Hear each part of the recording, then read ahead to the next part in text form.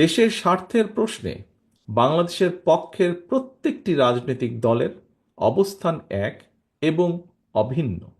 আমার Bangladesh party AB পার্টির পঞ্চম প্রতিষ্ঠা বার্ষিকী উপলক্ষে আয়োজিত আজকের সম্মানিত সভাপতি জনাব মুজিবুর রহমান মঞ্জু, মঞ্চে উপস্থিত এবং আমার সামনে উপস্থিত বিভিন্ন রাজনৈতিক দলের সম্মানিত নেতৃবৃন্দ, উপস্থিত বিভিন্ন শ্রেণী পেশার বিশিষ্ট ব্যক্তিবর্গ এবং উপস্থিত এবি পার্টির সর্বস্তরের নেতা কর্মী সমর্থকদের দলের এই প্রতিষ্ঠা বার্ষিকীতে জানাই আন্তরিক শুভেচ্ছা।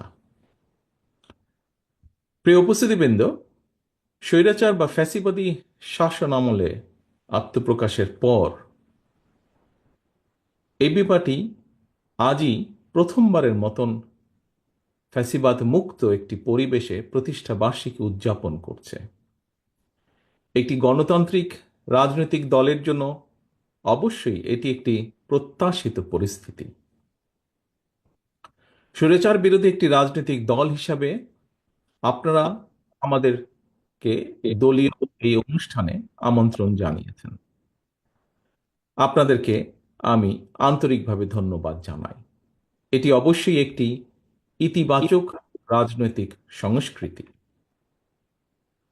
আপনাদের দলের আদর্শ, লক্ষ্য, কর্মসূচি এবং আমাদের দলের আদর্শ, লক্ষ্য, কর্মসূচির মধ্যে স্বাভাবিকভাবেই ভিন্নতা রয়েছে এবং এ কারণেই আপনারা পৃথক একটি দল করেছেন। একইভাবে আরো অনেকগুলো রাজনৈতিক দল রয়েছে বাংলাদেশে, যাদের অনেক নেতৃবৃন্দ আজ আমাদের সামনে উপস্থিত আছেন। যে দলগুলো আমরা একসাথে ফ্যাসিবাদী বিরোধী আন্দোলনে গণতন্ত্রের পক্ষের আমরা রাজপথে ঐক্যবদ্ধভাবে আন্দোলন করেছি। ফ্যাসিবাদী শাসনের পতনের পর নতুন করে এ পর্যন্ত আরো কমপক্ষে 25টি নতুন রাজনৈতিক দল আত্মপ্রকাশ করেছে। রাজনীতির ময়দানে আমরা তাদেরকে স্বাগত জানাই। গণতন্ত্রের পক্ষের রাজনৈতিক দলগুলোর মধ্যে রাজনৈতিক আদর্শের ভিন্নতা থাকতে পারে, তবে আমি বিশ্বাস করি দেশের স্বার্থের প্রশ্নে বাংলাদেশের পক্ষের প্রত্যেকটি রাজনৈতিক দলের অবস্থান এক এবং অভিন্ন। উদ্দেশ্য এবং গন্তব্য এক এবং অভিন্ন। কি সেটি? সেটি হচ্ছে দেশের স্বার্থ রক্ষা এবং অবশ্যই জনগণের কল্যাণ সাধন।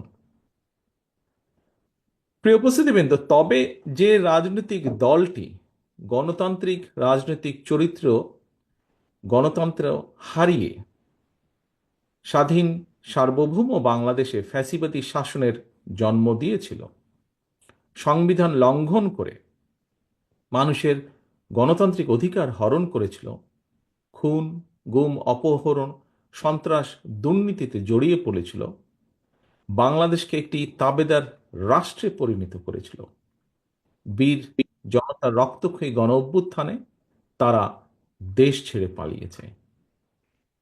গণতান্ত্রিক আমি জনগণ দেশের স্বার্থ বিরোধী বিতাড়িত অপশক্তিকে কখনোই মেনে নেবে না, এটি আমাদের দৃঢ় বিশ্বাস।